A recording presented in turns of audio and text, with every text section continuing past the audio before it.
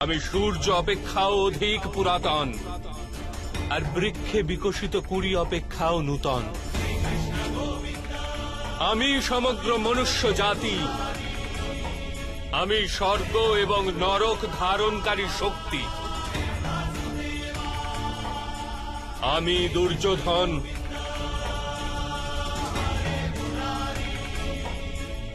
আর আমি অর্জুন।